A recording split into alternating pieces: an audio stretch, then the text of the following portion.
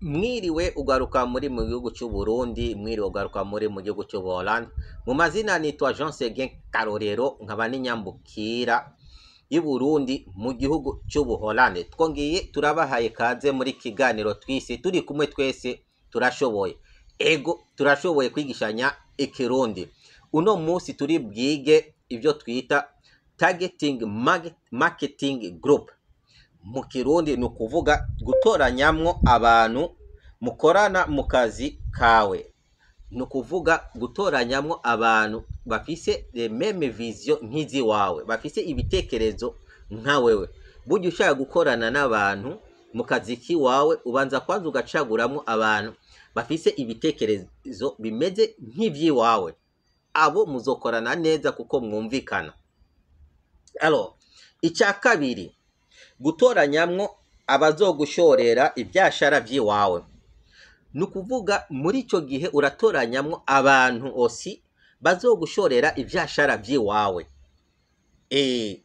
Alors abo bantu rero bazogushorera ibyashara by'iwawe bakoze mu bice bitandatu gusa.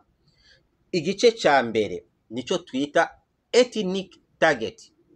Ethnic target nko mu Burundi dufise abatutsi, dufise abahutu, tukagira abatwa.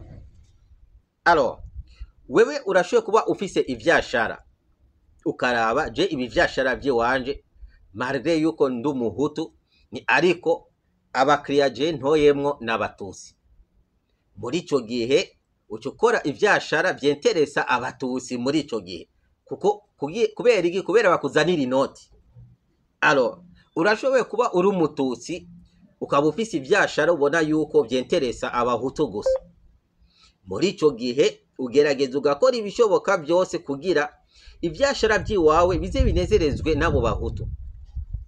Alors urashobora kuba ufise ivyashara uraba ni jewe ku rugero ndi umuhutu cyangwa ndi umututsi, ni ariko ivyashara by'iwanje birenteresa abatwa b'i Burundi. Muri ico gihe ucukora ivyo vyashara ukabishoboka byose bizokwenteresa abatwa kugira baze barakwinjiriza inoti. Rero aba nibo twita ethnic target group. Naho hoza umuntu akakubwira kubera ko ukora ibi bintu ubona yuko vyenteresa ubwo bundi bwoko utarimo, ico sico kibazo. Ikibazo wowe nuko gusa uronka inyungu nyinshi zivuye muri ubwo bwoko bw'abahutu cyangwa abatutsi cyangwa abatwa. Ico nico kiri important, nayo mafaranga bakuzanira niyo ari important. Alors tugaca tuja kuri politic target. Politic target ni ukuvuga yuko uriko urakora ivyashara ariko ukabona yuko vyenteresa gusa abantu b'abapolitisi. Muri ico gihe ucukora programme gusa zenteresa abapolitisiye. Uri umujournaliste ucutoranyamwo kuza utanga ama edition avuga gusa ibintu vya politike kugira abo bapolitisiye baze barakuzanira izo noti. Aho wowe uba waratoranyije kuryosha no guha inkuru nziza cyangwa kudandaza ibyashara vyawe mu banyapolitike. Alors religion target. Religion target ni ukuvuga aha n'abanyamashengero. Urashoboye gutoranyamwo yuko ibidandaza by'iwawe vyenteresa gusa abantu bakunda ibintu by'Imana. Muri ico gihe uri umujournaliste ucukora programme gusa zenteresa abantu bakunda kumva ibintu vya Bibiliya, ibintu nk'ivyo. Kubera iki? Kumvo imwe gusa, kumvo yuko boni bakwinjiriza akanoti bariko barakurikirana ivyo wawe cyangwa uradandaza za Bibiliya, amashapuri, ibiki. Urumva ikiri interesa suko ari abantu baba Kristo, ikiri interesa nuko iyo group y'abo bantu ikuzanira kanoti kuri wewe. Ico nico twita religion targeting group. Alors hama agacaza music targeting. Music targeting ni ukuvuga uba watoyemo kunezereza abantu bakunda utuziki. Muri ico gihe uguma ubaha gusa indirimbo zitandukanye kugira baze barazumviriza, cankwe ugakora business yo kugurisha amakasete, ama CD, ama DVD, ibiki ainsi de suite kugira inoti nyinshi uzibone kuri abo bantu bakunda ibintu vya muzike. Alors tugaca tuja rero mu yindi comedy target nahoni uba watoyemwo gukora ibintu by'ubugenegene biryosha abantu bitwenza abantu. Muri ico gihe uba watoranyije kunezereza abantu bakunda utuntu dutwenza.